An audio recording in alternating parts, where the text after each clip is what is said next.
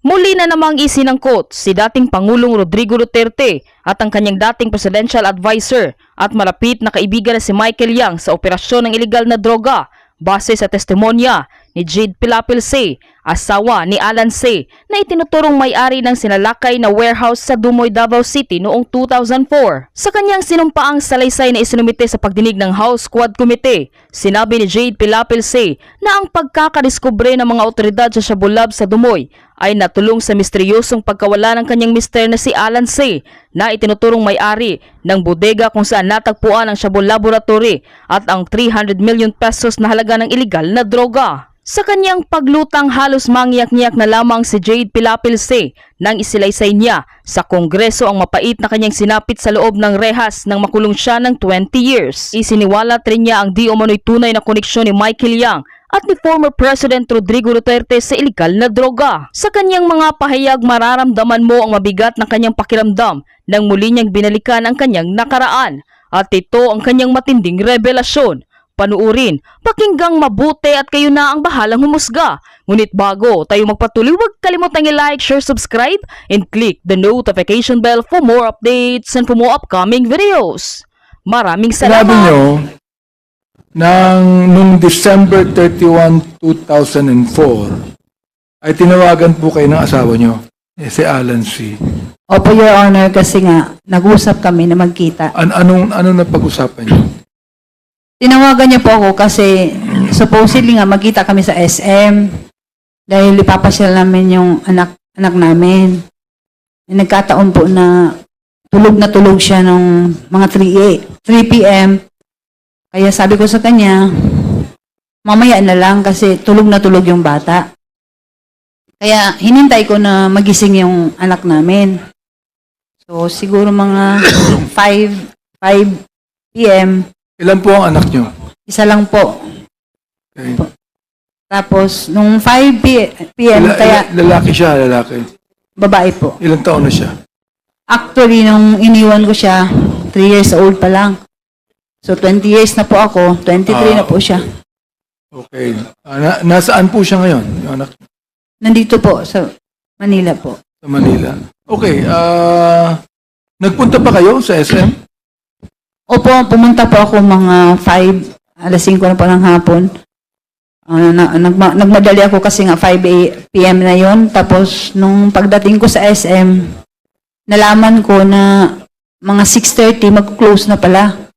Almost 6, dumating ako doon. So, nung pagpark ko ng sasakyan, tinawagan ko agad siya kasi nga, makikita kami doon. Ang nangyari, hindi na siya sumasagot. So, nagmadali ako ng tawag, nagpaulit-ulit ako ng nag-dial kasi kailangan ko nga siya na magmadali kami kasi wala kaming bigas at that time. Kailangan kong bumili ng bigas kasi yung katulong namin nakalimutan niya. So ngayon, hindi man talaga siya sumagot, pumunta ko sa Gloria Maris kasi wala kaming ulam, magbili na lang kami. So yun, sa shortcut, hindi talaga kami nagkita. Umuwi ako ng bahay. Pagdating ko doon, kasi nandun yung mother-in-law at saka father-in-law ko galing China. Naiwan sila sa bahay. Anong oras kayo umuwi ng bahay? Siguro kasi natapos ako sa SM mga 6:30. Siguro by mga 7:30 nasa bahay na po ako. Nakabalik na po ako. Pagdating ko po doon, hinanap ng mama niya, yung parents niya, bakit daw hindi ko kasama si Alan. Sabi ko po, hindi ko siya nakausap, wala. Pilipino po ba si Alan o Chinese? Ano po, Your Honor? Pilipino ba si Alan o Chinese? Chinese po. Chinese. Hindi siya Pilipino. Hindi po. Okay. So, anong pagkakilala niyo sa kanya? Matagal na kayo mag-asawa nung at that time, nung Hindi po, December 31, 2004. 2004, matagal na ba kayo mag-asawa? Hindi po, kasi 2000 lang po kami kinasal, July. So, parang almost mga 4 years and 4 months pa siguro, mga ganyan. Okay po ba ang buhay niyo? Maganda ba yung pamilya niyo? O ano po ba kalagayan ng buhay niyo? Sa awa ng Diyos, okay naman po kasi nga, businessman naman po siya. Maayos naman, kaya lang, ito nga ang realidad dahil na sinuway ko yung mother ko, Nung nag-asawa na ako, naging battered wife ako. Opo, Ano ibig sabihin ng battered wife? nananakit po siya Si kasi... Alan C. Opo. Sinasaktan ka. Opo, Your Honor.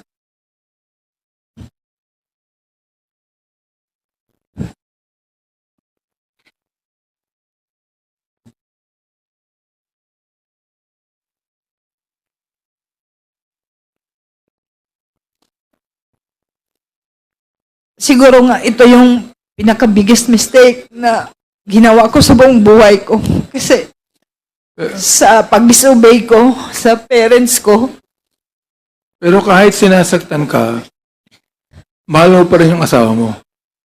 ganun po, Your Honor. Tsaka hindi ako pwede magsumbong kasi nga, kagustuhan ko, parang sa pride ko rin, ayaw ko na mapahiya ko sa family ko kasi sinunod ko man yung gusto ko. Hindi mo siya hiniwalayan. Hindi ka miwalay sa kanya. Nag-attempt po ako nung, mga buntis pa po ako at that time, mga, siguro, mga 7 months. Nag-attempt ako na gusto ko siya na, layuan. Pero hindi ko rin nakaya kasi yung family, parang inayos kami. Bumalik din ako. So, anong ginagawa sa iyo ng asawa mo? Ibig sabihin ng battered wife, binubugbog ka ba niya o... Opo, yung may instance talaga nung muntik ako namatay, yung na-hospital ako sa, Davao Doc. Yun ang, na pinaka-worst. Dahil nga, nagkaroon ako ng, hindi ko maintindihan kasi baliktad yun, Your Honor. Yung itong floor, nasa taas, yung sa taas, hindi ako makakain, tapos, hindi ako makatayo. So, parang natakot man siya. Pinadala niya ako sa hospital.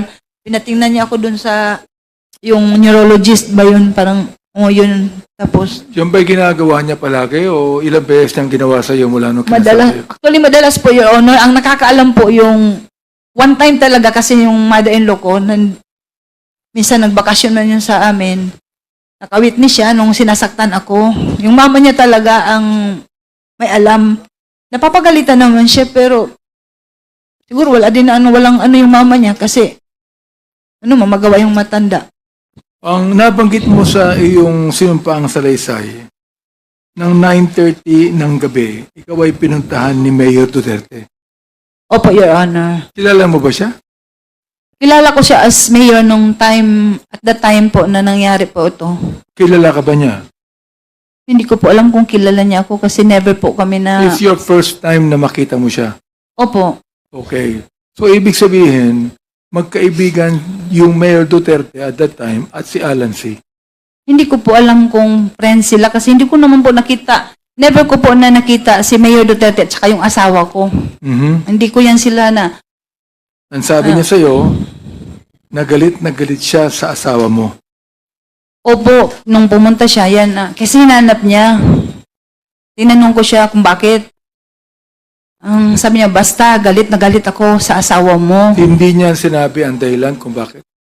Hindi niya sinabi kasi nga, inulit ko nga siya, bakit po Mayor? Bakit may kasalanan po ba nagawa ang asawa ko? Bakit galit na galit? Kasi talagang galit siya, parang nanggigigil siya sa galit. Tapos sabi niya, Ibig sabihin, kung pinuntahan ka ni Mayor Duterte at that time, kilalang kilala nung Mayor Duterte at that time, ang asawa mo. hindi ko, Palagay ko, hindi kanya pupuntahan kung hindi mahalaga si Alan C. kay Mayor Duterte. Tama? hindi ko pa masabi, Your Honor, kasi hindi ko naman alam kung magkakilala sila. Ang alam ko, Mayor siya, pero never ko nga talaga na nakita yan sila na or wala kong instance na nakita na, Binanggit niya sa'yo na huwag kang lalabas ng bahay opo, at Your Honor. bibigyan ka ng security Opo, Your Honor. mula sa RMG, CIDG, pati Task Force Davao. Yun ang Opo. sabi. Nabigyan ka ba? Opo, Your Honor. Umalis si Mayor Duterte ilang minuto after na dumating siya. Ano yung again, Your Honor? Umalis siya sa bahay mo ilang minuto pagkatapos niyan dumating.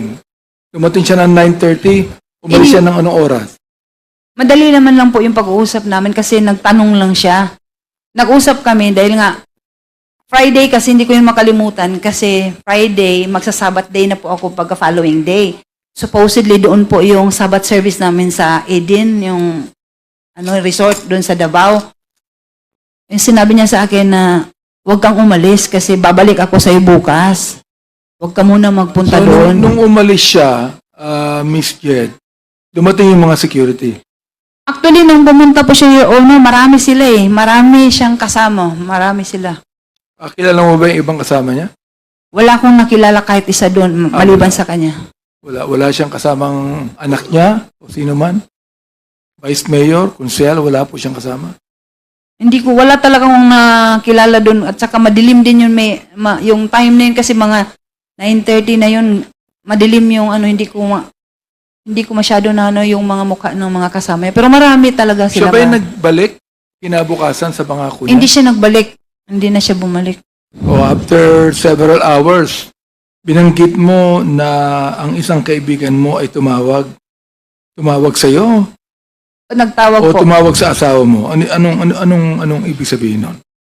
Ito, hindi ko talaga ma-sure kung sa akin na cellphone o sa asawa ko. Kasi nga, yung cellphone ng asawa ko, pag hindi siya sumagot or naka-off, magda-divert po sa akin. Mhm. So, nung time na tumawag yung kaibigan niya, kalimutan ko na yung pangalan, matagal-tagal lang, 20 years na po. Kasi, nung tumawag siya sa akin, Nakausap mo siya? opo, nang pagsagot ko, so, siyempre, kilala niya, babae ang sumagot, so ako yun. Nung pagsagot ko, sabi niya, Mrs., buksan mo television kasi, yung dumoy ni Raid. Nandun asawa mo, nandun si Alan, may namatay doon, may mga namatay. Parang hindi ako makapaniwala. Sabi ko, kasi alam ko may nakarenta doon yung bahay ko. Sabi ko, hindi, may nakarenta doon. Sabi siya, hindi, buksan mo television. May bahay ka doon? Yung, actually kasi, Your Honor, yung Dumoy na property is nakapangalan po sa akin. Nakapangalan sa'yo? Opo. Ang Dumoy property. Opo. Yung pinagganapan ng krimen. Opo. Yung nirentahan ni Alex Kim, nakapangalan yun sa akin. Meron nga kami yung contract of lease. Gaano kalayo yun sa Arlene apartment kung saan ka nakatira? Medyo malayo po, Your Honor, kasi Toril yun, yung apartment namin, nasa lang yun sa Agdao. So, malayo-layo. Ibig sabihin, Turil yung Dumoy, yung Arlene sa Agdao. Sa Agdao, malayo. Which is how many hours away? Mga 30 minutes o 1 hour? Hindi naman siguro maabot ng oras. Okay. Ang nabanggit mo, noong January 1, 2005, inimbitahan ka ng PDEA sa kanilang opisina. Nagpunta ka, di ba? Sa PDEA, opo. Okay, PDEA. Oo. Kilala mo ba yung PDEA ang nakipag-usap sa'yo? Hindi ko sila kilala nung una kasi wala akong kilala doon kahit isa sa kanila. Okay. Nakilala ko na lang sila nung may mga sila yung parang dito, mga sa pangalan. Kaya So, nakikita. sino po ang PDEA na nakilala mong kumausap sa'yo? Na in-interview ka? Una, yung si Monte de Ramos po. Sino po? Sino po? Monte de Ramos. Namatay na po yun, Your Honor. Ang alam ko. namatay na. Opo. Anong kinamatay niya? Base lang po sa sinabi sa akin kasi before po siya namatay, nagpunta pa yun ng jail. Parang heart attack yata. Hindi ko talaga sure, pero Heart yun attack? lang. Opo, Oo. yun lang Hindi- ang sinabi Hindi po sa siya namatay sa pakikipaglaban. Hindi ko talaga sure kung pero ang sabi na daw siya, na heart attack. Sino pa ho ang nakausap mo niyo sa PDEA? Yung si nakilala ko na yun, si Val Carillo. Val Carillo. Opo. Ang kanyang apelido ay Carillo. Opo, Your Honor. Siya po ba'y buhay pa? Wala na talagang balita, Your Honor. 20 years na nga po ang dumaan. Hindi ko na Okay. alam, hindi ko na kilala siguro kahit mga mukha nila. Hindi ko na Okay. matandaan. 20 years. Alright. Sino po itong si Alex Kim? Yan po yung grant ng namin, yung bahay namin. Ano po ang kanyang relasyon kay Alan C? Actually, first time ko lang talaga na nakita si Alex Kim. Pinakalala sa akin ng asawa ko. Sabi niya, mag-rent nga daw kasi mag-open daw sila ng business. Yung sa Dumoy. So Yun. business partner po siya ni Alan. Hindi ko alam kung business partner sila. Pero ang sabi niya sa akin, mag-open ng business si Alex Kim.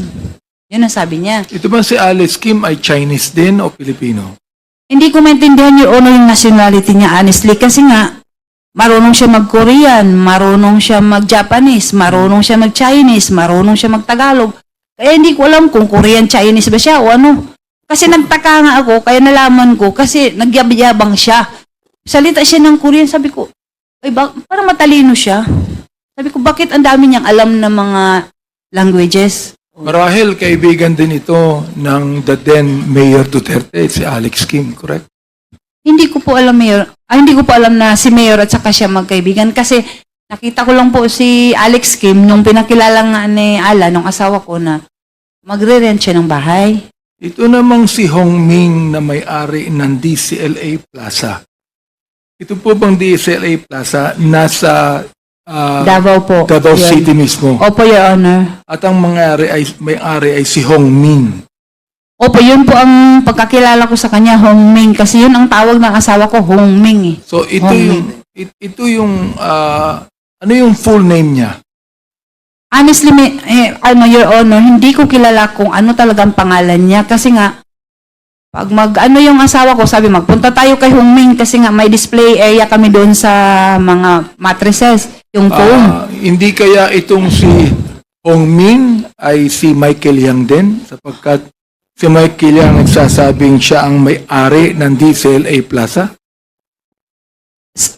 Honestly, ito, Your Honor, pinakita sa akin yung picture kasi may sa akin na yung friend ko, sabi niya, hala, Jed, yung asawa mo na ungkat na naman yung kaso nyo kasi si Michael Yang. Kilala mo si Michael Yang? Sabi ko, hindi ko kilala yan si Michael Yang. Sabi niya, yung may-ari ng DCLA. Sabi ko, ang pagkakilala ko sa may-ari ng DCLA, si Hong Ming, hindi ko kilala yung Michael Yang. Therefore, dahilan dun sa usapang yan, nakita mo ngayon na ang may-ari ng DCLA na Hong Ming ay si Michael Yang din. Nakita ko yung picture. Opo, siya po yun. Meron ba kayong dalang picture ngayon ni Hong Ming o Wala. Michael Yang?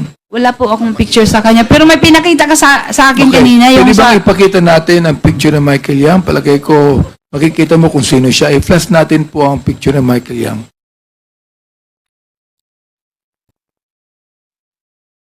Matagal na bang kaibigan ni Alan C. si Hong Ming? Hindi ko po masabi, Your Honor, kung matagal na sila na magkakilala. Kasi nga, Pero nagpupunta kami, si Hong Ming sa bahay nyo. hindi siya nagpupunta. Kayo nagpupunta Kami sa ang kanya? pupunta doon kasi nga may display area kami doon sa kanya. Okay. Opo. So, ilang beses kayo nagpupunta ron sa isang linggo? Hindi naman palagi, not frequent, but siguro sa mga isang buwan, minsan once or twice ganyan. Pero hindi ko siya masyado nakakausap kasi pag pupunta kami doon, sila nga ang nag-uusap dahil ako, di ba meron siya mga tinda, yung mga damit. O di kilala mo yung Hong Ming. Nakita ko siya, Okay. Your Honor. So, andito na ba yung picture ni Michael Yang? Ipakita natin kung yun nga. Can we ask yan. Ayan. Siya Opo, ba yun? Your Honor, siya po. Siya. Therefore, tinuturo po dito, Mr. Chair, na itong si Hong Ming ay si Michael Yang. Alam niyo po ba na si Michael Yang ay ginawang advisor ng Mayor Duterte nung siya ay naging Pangulo? I'm sorry po, Your Honor, pero wala na po akong alam na ano pala siya. Yung economic advisor. Opo. Opo. Pero nabanggit niyo, economic Opo, advisor. ganito. Wala po akong alam, pero sa balita na lang nung nagkaroon na nga ng gulo na ano pala siya. Kasi hindi ko man nakalain na pwede pala yung Chinese maging ganyang economic advisor kasi alam ko pure Chinese siya. Sino po ang nagsabi sa inyo na drug lord ang asawa niyo? Yung mga pideya po. Pidea mismo Opo. ang nagsabing drug lord ang asawa ninyo. Opo. Pero hindi nila sinabi na itong si Michael Yang drug lord. Never po napag-usapan si Michael Yang nung time po na kinakausap ako ng mga pideya. Hindi ko po yan rinig sa kanila yung pangalan ng Michael Yang. Narinig ko na lang talaga yung pumutok yung issue na parang nagkagulo na dawit yung pangalan Pero po. wala kang alam sa ibang mga activities ng asawa mo. Wala po akong alam, Your Honor, kasi nga yung As buhay. in talagang wala. Wala po. Maliban na lang po siguro sa mga bagay na katulad yan, magsabi siya, o bibili ako ng property, pirmahan mo. Ganyan. Pipirma na lang ako. Nabanggit mo sa yung affidavit na nung ikaw ay ini-interrogate ng PIDEA, ay yung mga sagot mo ay kanilang tinitwist o pinapalitan. Opo. Ano pong ibig sabihin nun? Ganito po, Your Honor, yan ang honestly, I must admit talaga, yun ang dahilan na talagang nag-ano ko ng galit sa PIDEA. Kasi nga, nung in-invite ako, I never thought na yung statement ko pala na sasabihin ng mga sagot ko, doon din sila kukuha ng mga, yung gagawin nila ng para makasuhan kami. Kasi nagsasabi ako ng totoo, sinasagot ko sila ng maayos, nagulat na lang ako pagdating doon sa yung nag-hearing na kami. Katulad nun, inutusan ako ng asawa ko na magbili ng Venetian blinds. Kasi before yan, before na-occupy ni yung ngayong Michael Yang, ni Hongme, si Alex Kim, yung bahay kasi kailangan pa siyang ayos. So, sabi ng asawa ko, magbili ka ng, kasi mainit doon yung sa window. Ito, nabanggit mo na pinafabricate Opo, yun po ang totoo ang yun. mga salita mo. Opo. So, pakibigyan mo nga kami ng example ng pinabricate ng PIDEA ang mga salita. Ito po yung hindi ko makalimutan na statement na yung Venetian blinds na dala ko, pinadala ng asawa ko, pinahati doon sa Dumoy, hindi pa po yun na-occupy ni Alex Kim. Nagtaka ko pagdating doon sa statement, sinabi nagdala ako ng karton-karton ng mga chemicals. Nagdi-deliver ako doon. Kasabot daw ako sa yung drug operation ng asawa ko. So, yun ang pinakaano ko na natatandaan ko sa ngayon, Your Miss Honor. Jed, kilala mo ang direktor ng PIDEA, si Wilkins Villanueva? Opo, nagkaharap po kami, Your Honor. Nandito siya ngayon. Pakitingnan mo nga at ituro mo sa amin kung kilala mo. Pakitayo, tumayo ka lang. Sapagkat nandito siya eh. Tingnan natin kung kilala mo siya. Tumayo ka lang, umikot ka, tumayo ka. Tingnan mo maigi. Kung kilala mo, ang siyang nag-interrogate sa'yo, nakipag-usap sa'yo, ang director po ng PIDEA at that time ay si Wilkins Villanueva. Pakituro nyo nga kung sino siya.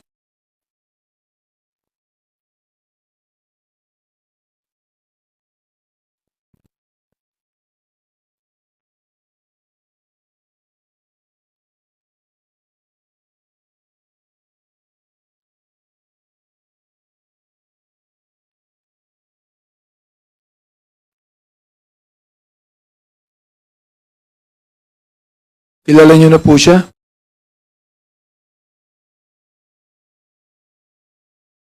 Opo, Your Honor. Sino po siya? Medyo tumandaan na po siya kasi parang ko muna. Pakituro nyo nga po kung sino kung nakita nyo. Medyo tumanda na nga siguro dahil Kasi pa 20 nag-iba years na yun eh. Opo, kasi Oo. parang medyo naalangan niya kung siya nga ba talaga. Director Wilkins, pwede po bang tumayo kayo sandali? Pakitayo nga, Miss Jed, ayan. Yan si Wilkins Villanueva. Siya ba ang nag-interrogate sa'yo? Siya ba, hindi pa kita pinapaupo, siya ba ang nag-fabricate ng mga salita mo? Hindi po, si Sino? Monte de Ramos po. Monte de Ramos. Opo. Pero yung Monte de Ramos, kasama ni Wilkins at that time. Sa palagay ko po, kasi nasa office po kami ng PIDEA, tao niya po, kasi siya po yung So doon. sila ang nagsabi na ikaw ay nagdala ng mga karton-karton na mga chemical sa Dumoy. Opo, Your Honor. Oh, Mr. Wilkins, are you agreeing to what Miss Jed said? No, Your Honor. No, you're not. Oo. Alam mo, nung inausap ka rin namin noon panay ang mo Mahilig ka sa no? Dapat, ang pangalan mo, yung pangalan nung kalaban ni James Bond, si Dr. No. Mahilig ka sa no So, nagsasabi ka ng totoo at nagisinungaling si Miss Jed. Is that what you're saying? Mr. Chair, ang investigador ko noon Is ay that what you're saying? Mr. Chair, can you please Will you repeat please the question? answer me directly? Answer me directly. Mr. Chair, can you please repeat the question, Mr. Chair? Ano ba yung question ko? 1 minute suspension.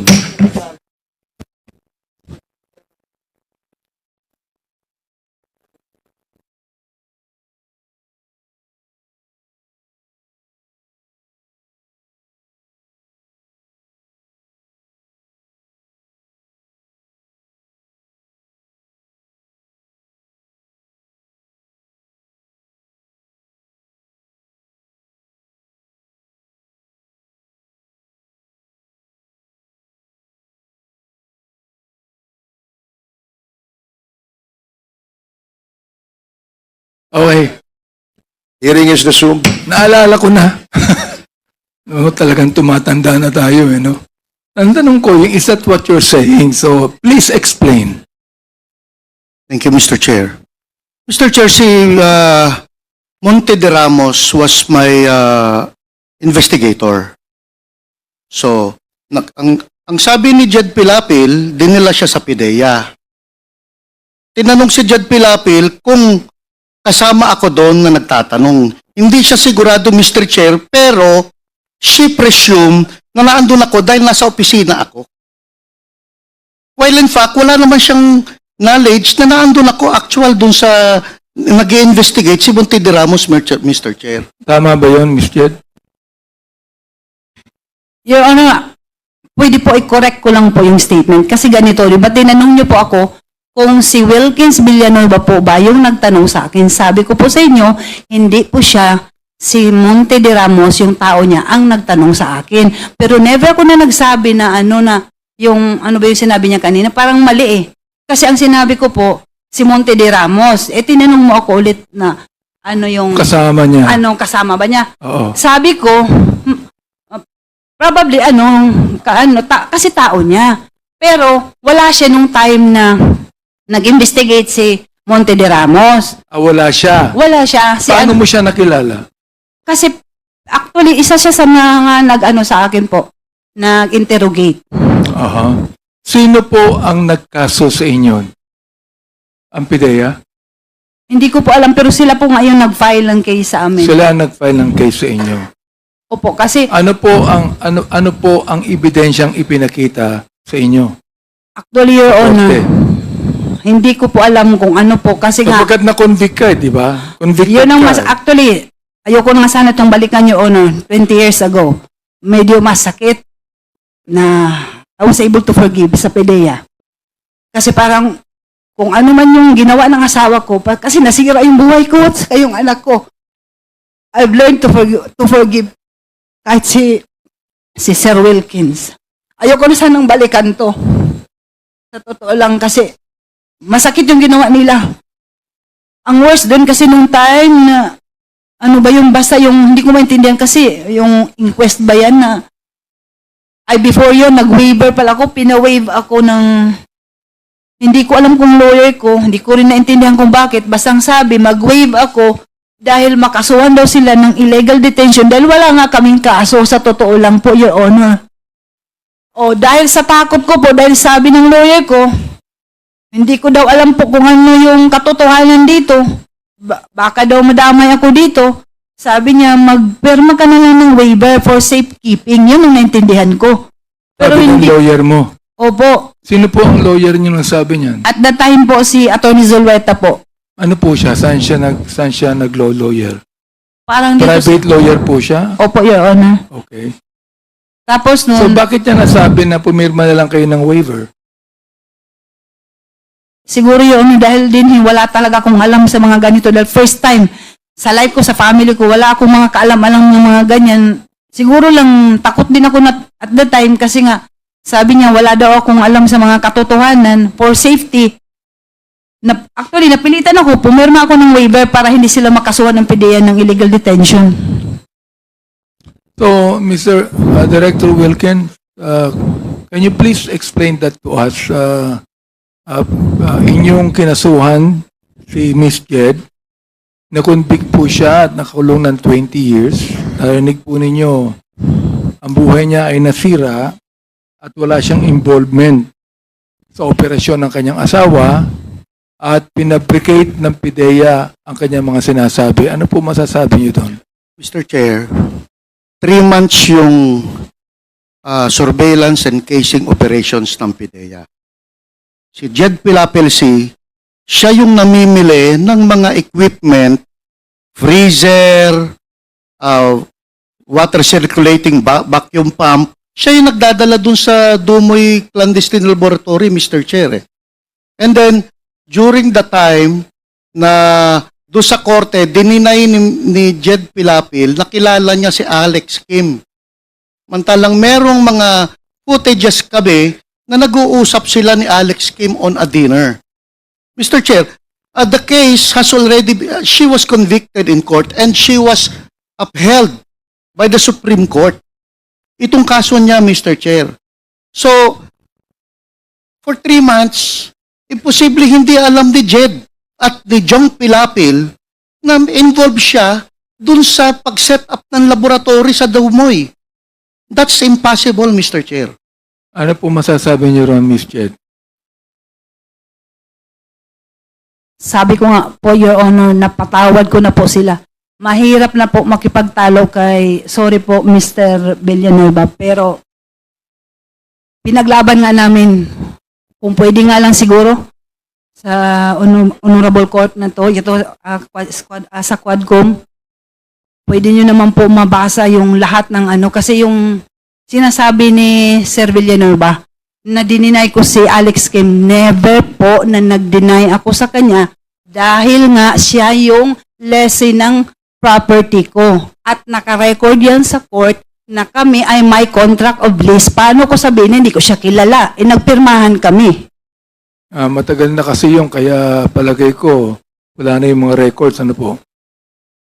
Palagay ko po, Your Honor, hindi ko na na po kayo alam. makakuha ng record para malaman po natin kung talagang sinabi niyo hindi niyo kilala si Alex Kim. Pwede po, Your Honor. Di ba archive siguro yan? Pero ewan ko lang kasi 20 years ago, parang kahit nga ako yung ibang events, hindi ko na alam po. Mr. Chair, ano bang magagawa natin dito? Yes. Kung halimbawa, kung makita natin na talagang totoo ang sinasabi ni Mr. Wilkins o totoo yung sinasabi ni Ms. Jet. Chairman Karaps, Mr. Chairman, with the indulgence of Congressman Benny. Anyway, Sir Wilkins, doon sa narration ni Jed, tama po ba na of course, again, you will not remember the exact date, but dito, tandaan ni Jane, noong January 4, 2005, inimbitahan niyo daw si Jane, si Jed, at saka sa opisina niyo. Hindi ko ma-remember yung Oh, date. yung date. Pero, Basta, but you confirm. But you confirm. Na ininbitahan siya sa Oh, yeah. office. I don't know the date, Mr. Chair. Okay. Now, second, is it correct na nag-sign siya ng waiver? I don't know, Mr. Chair. Why? Hindi para sa akin yung Mr. Chair. I have my investigator. No, but you're the head. Hindi na usually, Ay, Sir Wilkins. Paglulukuhan ba tayo dito? no, Mr. Chair, kasi sa akin, Mr. Chair. Project mo yun. Yes, Mr. Oh, Chair. ngayon, kinuha niyo yung subject, yung supposedly suspect, without a warrant. Di ba tama? Without a warrant? The invitation? Yes, Mr. Chair. O now, para hindi kayo makasuhan, nag-waive siya. Pumirma ng waiver, tama? Hindi ko alam, Mr. Chair, kung nag-waiver siya because my investigator, sila yun, Mr. Chair eh. Usually, Mr. Chair, pag head Mr. ka ng office, Mr. Wilkins, ikaw yung head of office, napakalaking project, tapos hindi mo alam, tapos hinayaan mo yung mga tao mo na papirmahin yung subject or yung suspect for a waiver? Mr. Chair, as head of office, ang in charge dyan is investigator. I delegate the job sa investigator. Anyway, Mr. Chair, may lawyer sila, Mr. Chair eh. But in that case, Mr. Wilkins, are you not liable if ever there will be a violation of the rights of because you're just the head and there is an investigator? Ito, theoretical lang. Mr. Are Chair, you not liable? Theoretical hindi ko sinasabi na he has all the basis of his overclaim. usually, Mr. Chair, sa... Hindi nga. At tinatanong ko, theoretical. Hypothetical. Theoretical. Are you liable or not? No, Mr. Chair. Why? Dahil hindi naman... But you are the head of Yes, Mr. the office. Yes, If- Mr. Chair. If illegal activity or whatever violation of law under your office, as the head of office, you are reliable, especially in this case. Especially in this case, this is a very big project of your office. Oh, si AC Mr. nandito. Ito, si AC, this is not, si AC, this is not the subject. Are you a lawyer, sir? Good afternoon, Mr. Chair, and to all the other members of the This is the subject for in your invitation, no? But tanongin na kita. In this case, eto, hypothetical lang. If the investigator of Wilkins violates the right of the suspect, is he not liable of any case?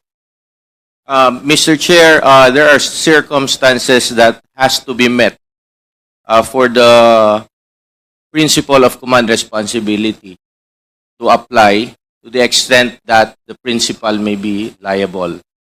Because, Mr. Chair, as explained by former Executive Director General Villanueva, he mentioned that he delegated the conduct of, if I heard him correctly, the conduct of that operation to his No, investigation. that is not the conduct of So- the operation, the conduct of the investigation, Conduct of the interrogation, Mr. Chair. of the interrogation.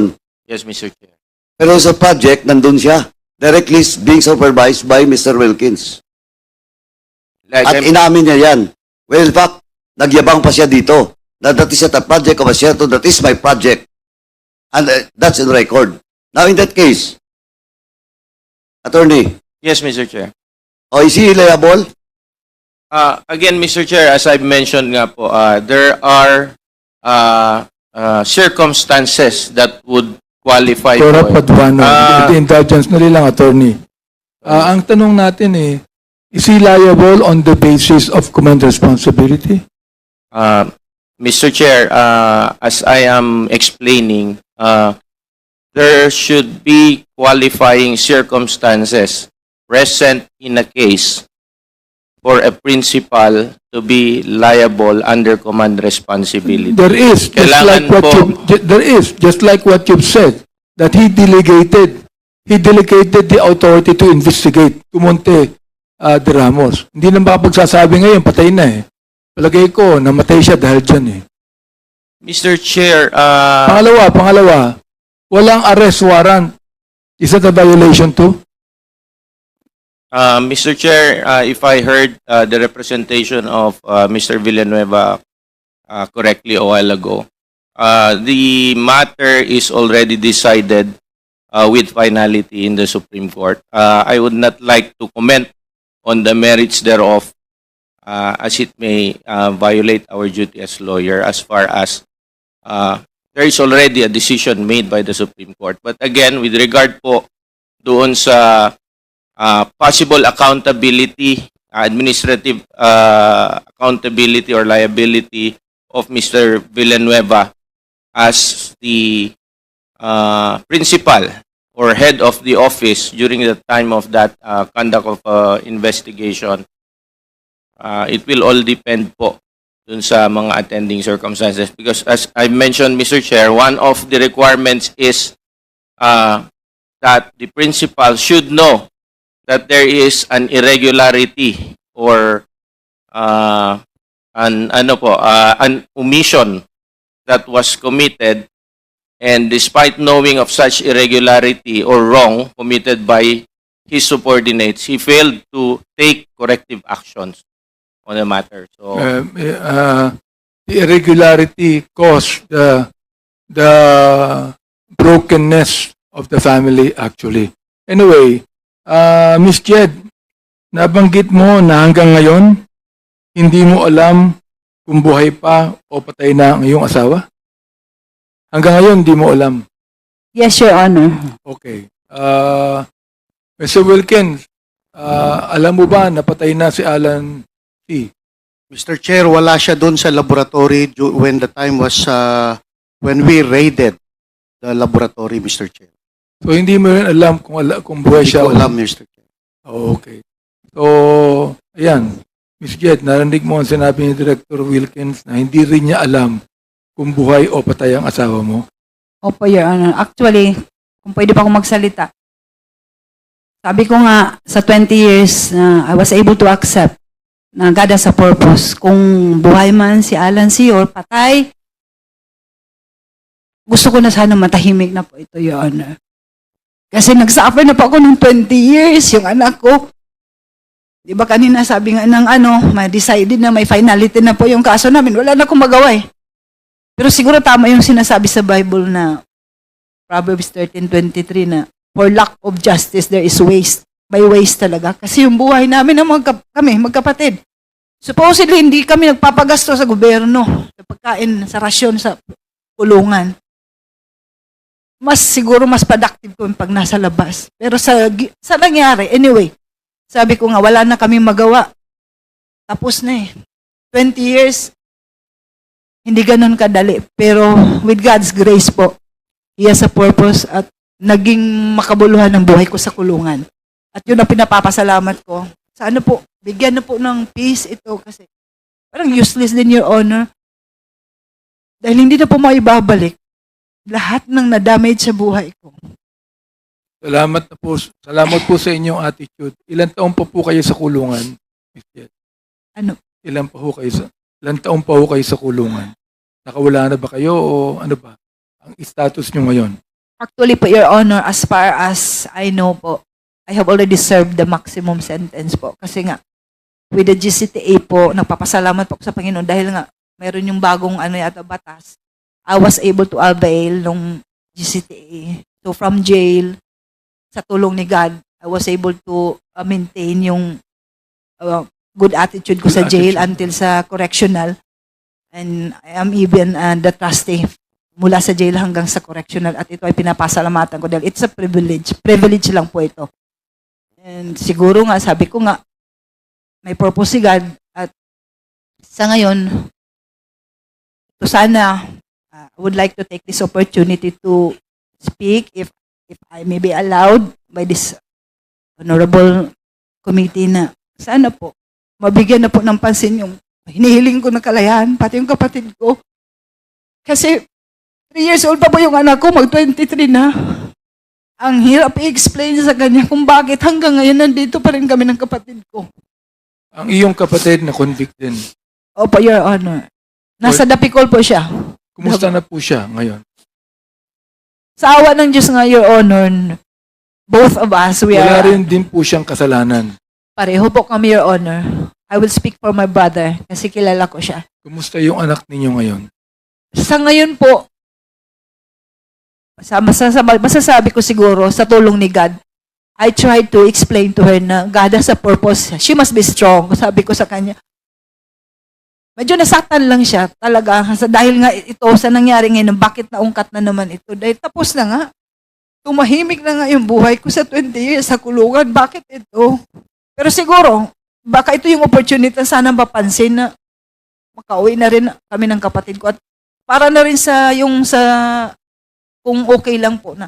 Marami po sa mga kasamahan ko sa kulungan na baka kasi itong body na to, I am praying for this body, hindi lang sa yung lawmakers ng Philippines na i-enlighten po kayo kasi ang daming, siguro, yung 20 years ko sa kulungan na nakita ko na baka mabigyan nyo rin ng pansin, lalo na po yung matatanda na namamatay na lang doon, sobra na ng 20 years, hindi pa nakakalaya. Yun lang po sana maano ko na, sana hindi lang po ako, mabigyan ng pansin po yung mga nakakulong. Mr. Wilkins, alam ko po na mahirap din ang inyong kalagayan. Ano po? Pero alam nyo, tulad ng testimony po ni Ms. Jed, kung totoo po yung sinasabi niya, you are guilty of human rights violation. Kung totoo yung sinasabi niya, Mr. Wilkins. Tama ho ba ako? I don't think so, Mr. Chair. Sabi ko, kung totoo ang sinasabi niya, you are guilty of human rights violation. Yes, Mr. Chair. You are. Yes, Correct. Mr. Chair. Kung totoo yung sinasabi niya. Kung totoo, Yes, you Mr. are Chair. guilty Yes, of Mr. human Chair. rights violation. Sasabihin ko sa iyo, kung totoo ang sinasabi niya, hindi ka na makakatulog mamayang gabi. Mr. Chair, 20 years yan, Mr. Chair. Hindi Kitang-kita ko ko na- sa mga hindi ko na- video. Hindi ko na kinakailangan pang explanation mo, Mr. Wilkins. Mr. Chair, gusto ko naman tanungin po itong, I'm so glad that Miss Fortune is with us today. Dr. Fortune, ano po, you have done a lot of forensics, no? Sa mga biktima po ng extrajudicial killings, no? So, we'd like to find out kung ano yung findings niyo po sa kanila.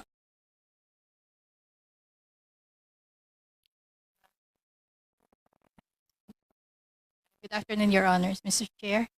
I have been in practice in the Philippines as a forensic pathologist for almost 30 years. And yes, I have seen time and again the so-called victims of extrajudicial killings. And lately, I have been busy with the victims or the deaths during the war on drugs from 2016 onwards.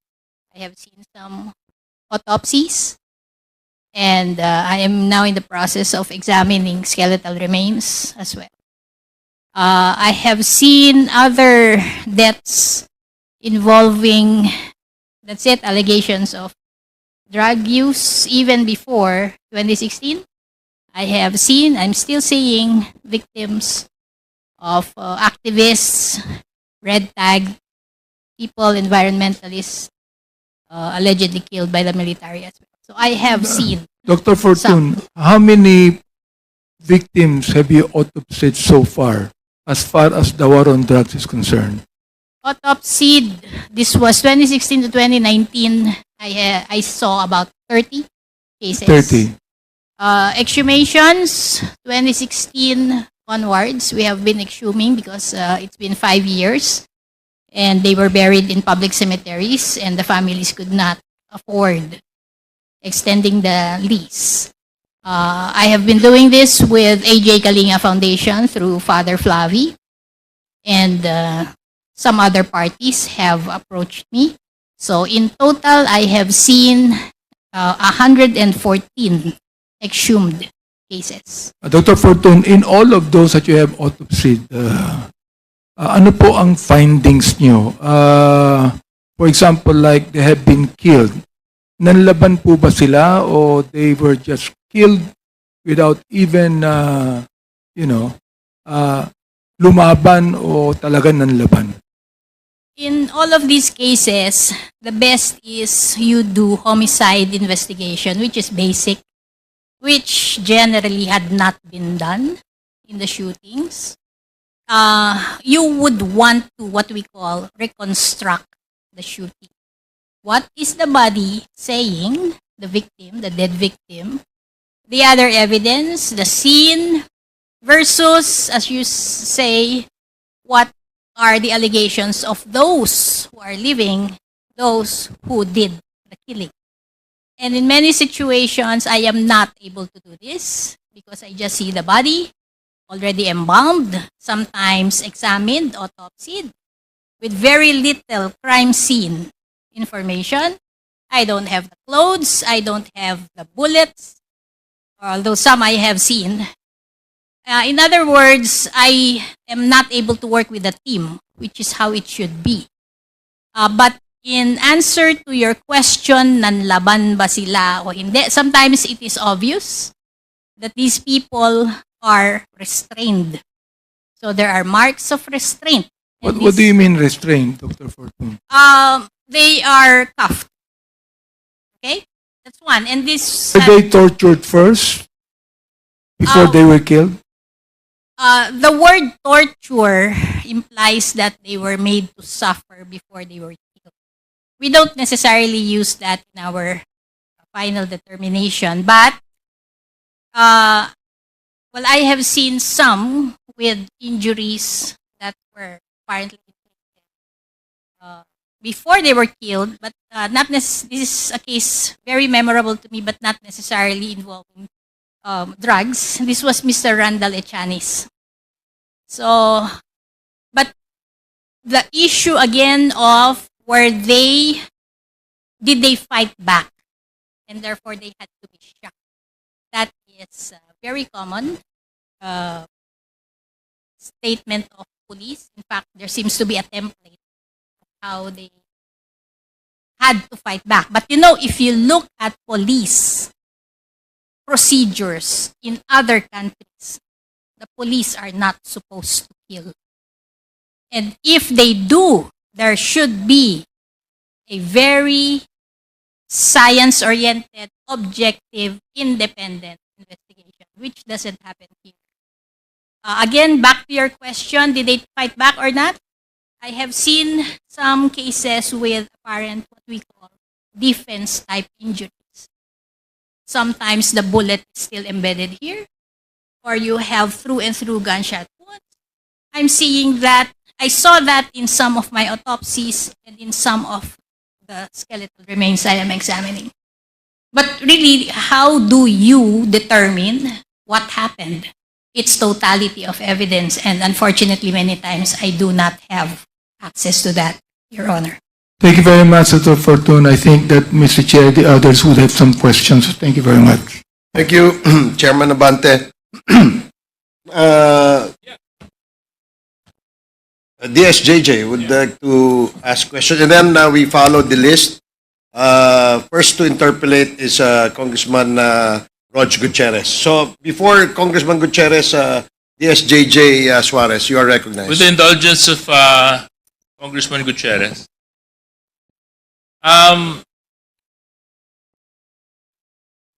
Magandang hapon po, Ma'am Pilapil C. Paano po ba namin kayo pwedeng tawagin? Ano bang komportable sa inyo? Jed po, Your Honor. Okay lang po. Okay Good lang po afternoon na- din po. Tawagin po namin kayo, Jed. Opo. So, Jed, kumusta naman po kayo ngayon? Anong kalagayan nyo? Okay naman po ang pakiramdam ninyo?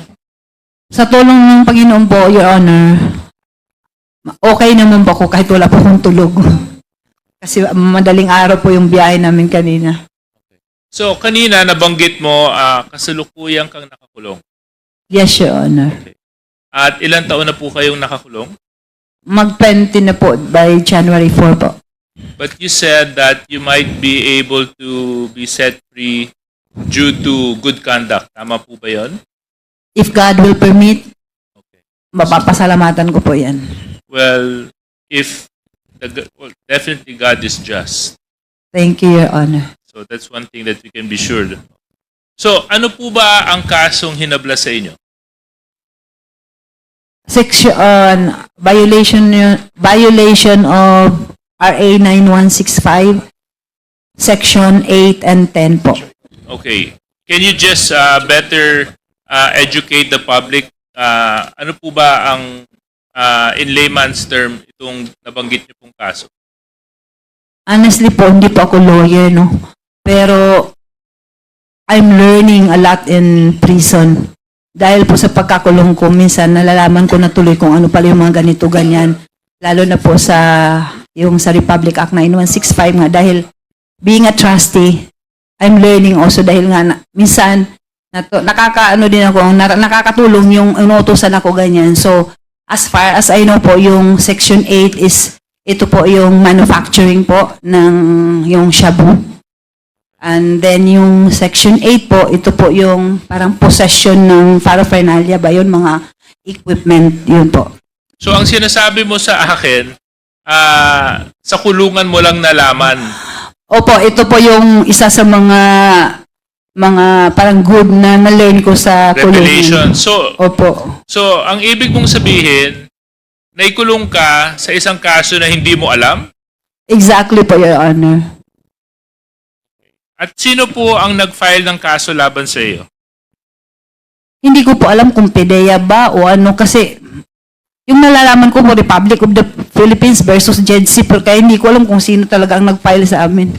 Honestly. Director Villanueva, can you confirm, was it PDEA that filed the case against Mrs. Jed Pilapil C? It was joint PIDEA and AIDSOT, Your Honor, ang nag-file ng case against So PDEA and... AIDSOT, yung PNP, Okay. under Colonel Asierto, Mr. Chair. Okay, thank you very much, Director Villanueva. So anyway, Ma'am Jed, Ang asawa niyo po ay si Alan C. Opo, Your Honor. At nabanggit niyo po kanina, bago po ng 2004, 4 na taon pa lang po kayo nagkakasama. Nakasama po. Okay. Doon po sa 4 na taon na pagkasasama ninyo ni Alan C., alam niyo po ba yung trabaho ng inyong asawa? Sa pagkakaalam ko po, yun na nga, may business nga kami. Ano pong negosyo ang... Yung pinakauna po, yung manufacturing po ng mga junk foods. Tapos, medyo hindi nagkaintindihan yung partners. So, yun, nag-ship ng yung foam manufacturing ng foam, yung mga mattresses and yung metal furnitures. Yun po. So I would imagine kung nasa ganito po kayong uri ng negosyo, meron po kayong factory. Meron po kayong paggawaan. Kasi kung metal furniture making, di dapat meron po kayong pabrika ng mga para dito. Kung meron po kayong foam manufacturing, di dapat meron din po kayong pabrika para dito. Tama po ba yun? Yes, Your Honor. Okay. At ito pong mapabrikang ito ay sino po ang may-ari? Hindi ko na po matandaan, Your Honor, dahil 20 years na po. Hindi ko na maalala, pero alam ko, isa ang asawa ko doon sa may-ari po. Isa ang asawa mo sa mga may-ari. Opo. Okay. At doon sa mga nakakasama ng mga asawa mo sa kanilang mga negosyo, marami po sa kanila ay Pilipino, Chinese, ano pong mga nationalities po?